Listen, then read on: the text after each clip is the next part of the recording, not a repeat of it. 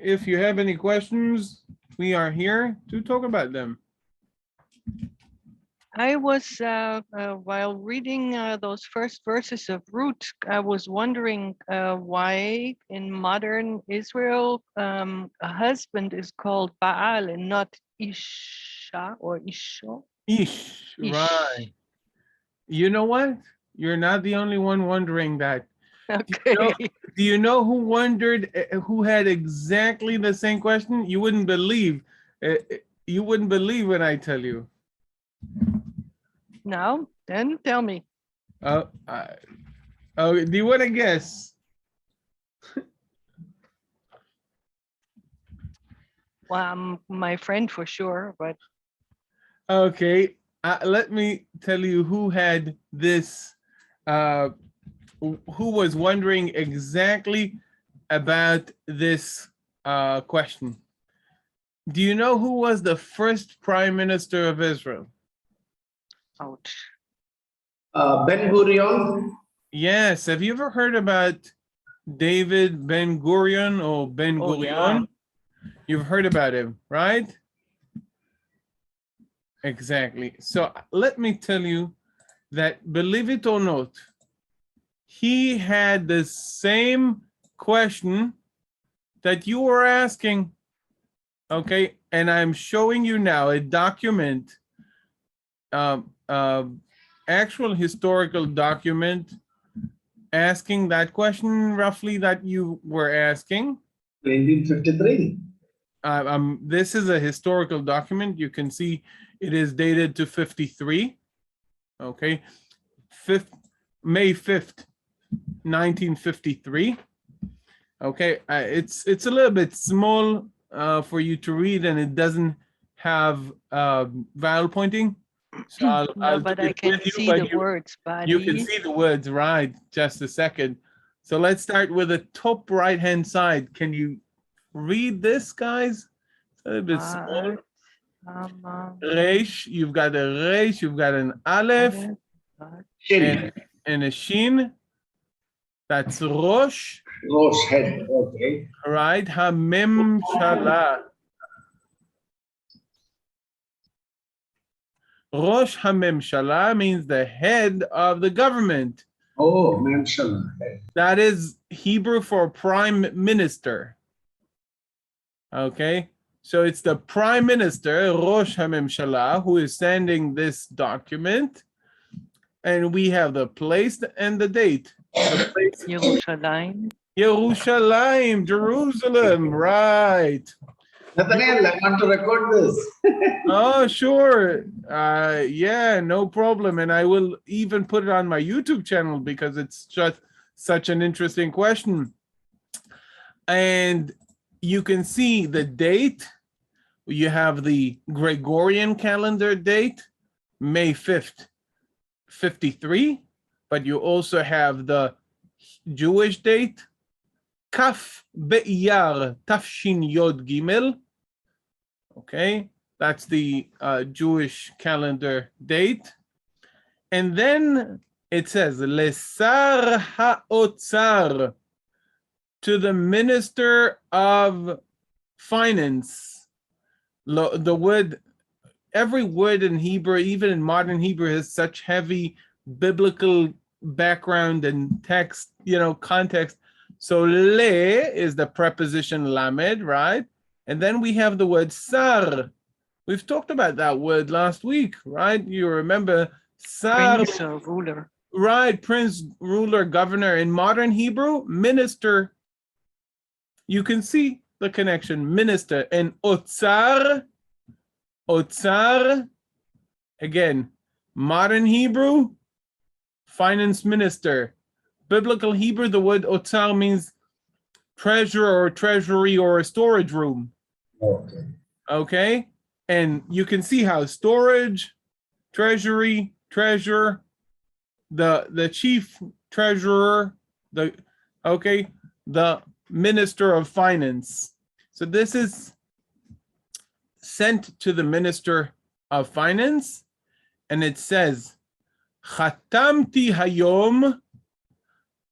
I'll translate again. Every word here we can have a historical discussion about its development, but I won't go every word. Chatamti hayom, I signed today, the root chet, tav, and mem, okay, has to do with, in biblical Hebrew, has to do with sealing. And again, the seal was the way to sign, okay? Okay, so chatamti hayom, I signed today, al hatzharat ha'oved letzorech kvi'at nikuyei hamas. He's saying, I wrote some type of taxation form, so they know how much tax to deduct from his salary or whatever. It's a very kind of a regular form, someone, he submitted a form because he had his own salary. He had to declare that he is, whatever details he had to declare. And he says, Bahatzhara, in the declaration, Beseif Arba, in subparagraph 4, Ne'emar Shem Ba'ali or Ishti, the name of my husband or my wife. That's the quotation of the declaration he had to sign. Leda'ati, according to my opinion, yesh lehagid, you should say, ishi or ishti. So, and believe it or not, the Prime Minister. Oh, I love Ben-Gurion. Yeah, now you like Ben-Gurion. I can tell I you loved him about before. other things. Oh, you loved him before. Okay. Yes, I do. I can tell you that he has some things he did were amazing. Other things he did were not so amazing. So when you live in a country, the subtleties and the good things and the bad things. When you look at it when you zoom out, you look at the bigger things. Yes, he had a major part in establishing the state of Israel. So that's the main thing. Now you like him even more, maybe. Okay. Yeah, I do. So he says, you should say Ishi and Ishti and not Ba'ali and Ishti. And he goes on to say, Bamila Baal, in the word Baal, husband, but Baal. Can you make this little more bigger so we can? I don't know if I can make it bigger. I don't know. No it problem. depends. Yeah. If I find a better resolution of this letter, Yesh mashma'ut. Mashma'ut. There is a meaning. Shel, very good. Adnut va'avodah zarah. In the word Baal, there is a sense of ownership and idol worshiping. Foreign worship, idol worship. She'eina holemet kevod ha'isha, which is not appropriate for the respect we have for women, the honor of women. Hashava legamrei bizchuyoteha la'ish, which is completely equal in her rights to men. Okay, and then he continues to quote from the Bible, because Ben-Gurion, you can say whatever about Ben-Gurion, but he knew his Bible very well. And he even considered himself as a scholar of the Bible. Really. And he established a Bible study in his house, in his formal abode, residence. So that means he gave a weightier value to the ethics and morality. Yes. Though he was an atheist, but he knew his Bible very well. He was. I don't want to say, and he definitely agnostic, maybe a good atheist even. I don't know. But he knew his Bible very well. You have to understand the paradox of the founding generation of Israel. They were all brought up in traditional Jewish education. Okay. And they had a very good traditional Jewish education. Today, Israel is, I would say, probably has more faith in statistically speaking, less people are atheist, I think, from that generations of Ben-Gurion and others, but they don't know their tradition, their religion as good, as well as Ben-Gurion and his friends knew it. So it's kind of That's interesting. paradoxical. Yeah. It's super interesting. So you're about to say that the number of synagogues are increasing? Oh, the number of synagogues, definitely there are many synagogues, but I'm saying the number of people who would say, I believe in God, statistically, I would say is bigger today than in the time of Ben-Gurion. There is kind of a sway towards traditionalism in Israel, I would say. But as far as being familiar with the Jewish tradition and Jewish sources, Ben-Gurion and his atheist friends, they have much more familiarity with the Jewish sources. So it's a little bit paradoxical. They knew their Bible, they knew their Talmud, they knew their Jewish sources much better, and they were able to read them fluently, and it's not an easy task, which today would be much difficult for people, even if those people would say, I believe in God and I believe in Jewish tradition. So it's interesting. And the last two verses are interesting, and they will take us to a verse in the Bible, okay? Ben-Gurion says, Ta'asu, using the yiktol form, right, as an instructive, as kind of a directive. Ta'asu, do, instead of the imperative asu. Kedivrei Hosea Hanavi, like the words of Hosea the prophet.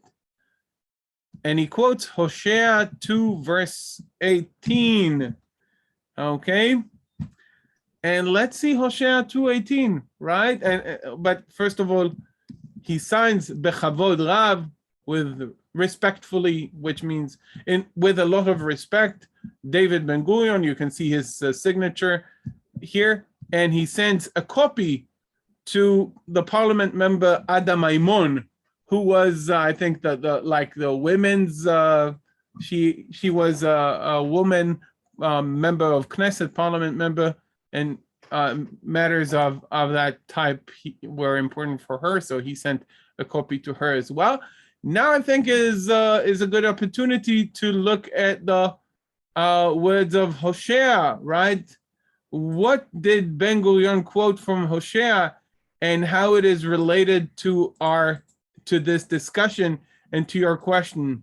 So Ben-Gurion, who knew his Bible very well, okay, quoted Hosea 2:18, and we'll read that. Possibly okay, let's read Hosea 2:18. I'll put it on screen. Bear with me so we can watch it together. Okay, with a vowel pointing and everything. Okay, whoever typed it for him could not put the vowel pointing and the cantillation notes and everything. Okay, and we will have it with the vowel pointing. Okay, bear with me. Okay,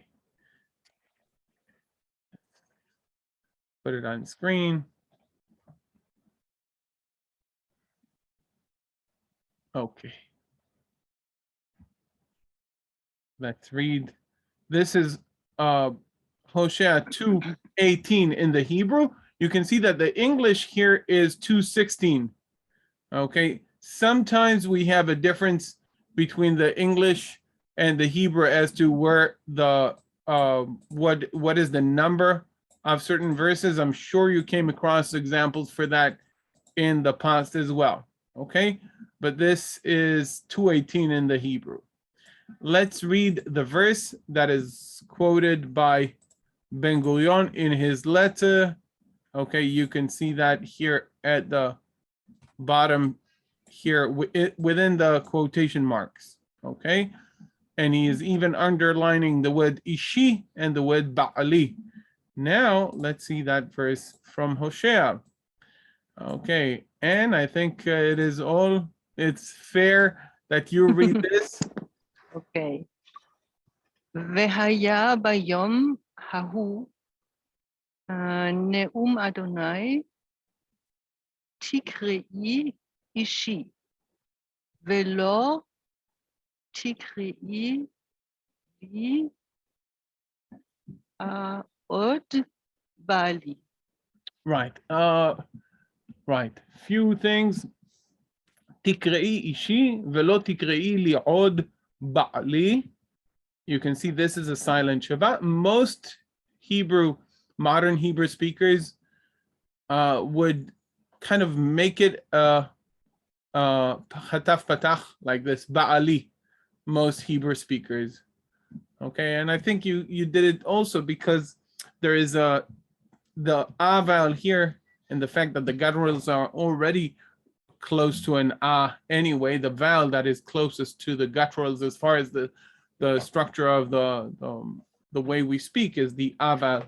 So many tend to pronounce it as ba'ali. Okay, and not yes. Sorry to interrupt. Susanna is trying to enter, but she wants to know the password. Can you? Oh, sure. Why don't you type to her? Just tell me. I have to correct this. Just a second. I will get that. Oh, sorry. No, it's all right. Okay, bear with me for a second. The passcode is Hebrew, just Hebrew. The word Hebrew in English.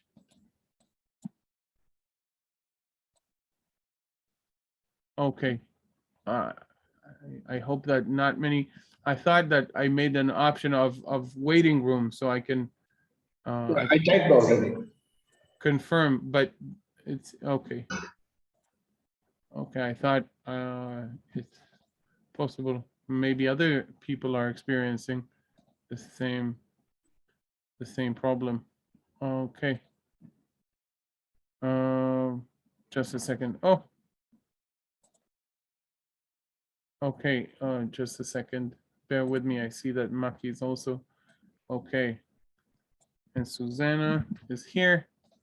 See, others are having the same problem. Okay. Okay. I didn't have the right link. Okay, I see. What is, can I record, please? Sure. Though we were just in the middle of something. Sorry. No, it's all right. And thank you for mentioning that, for letting me know. I will change it so there is a waiting room and you can get to the waiting room or something. Usually. Okay.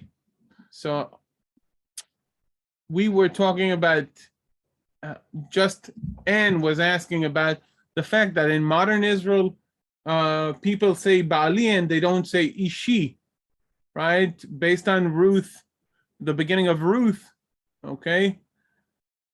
And we've seen V'shem Ha'ish Elimelech, V'shem Ishto Naomi, and we've seen in verse 3, Vayamot Elimelech Ish Naomi, and Anne asked, why do people in modern Israel say Ba'ali and not Ishi, right? That was the question, Anne.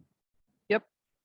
And we've talked about the fact that she is not the first one to ask that. We've seen a document from May 5th, 1953, written by Ben-Gurion, the first prime minister of Israel, complaining about exactly the same thing. And now, based on that document, we were reading Hosea chapter 2, verse 18, 16 in the English. Okay, V'haya bayom hahu. It shall be on that day, again, the hey yod yod followed by a temporal phrase, on that day, neum Adonai, the utterness of the Lord, declaration of the Lord, okay? Oftentimes in English, declares the Lord, changing it to a verb. Tikre'i ishi. You will call me my husband. Velo tikri li od ba'ali. So he says, do as Hosea says. Tikre'i ishi. Velo tikre'i li od ba'ali.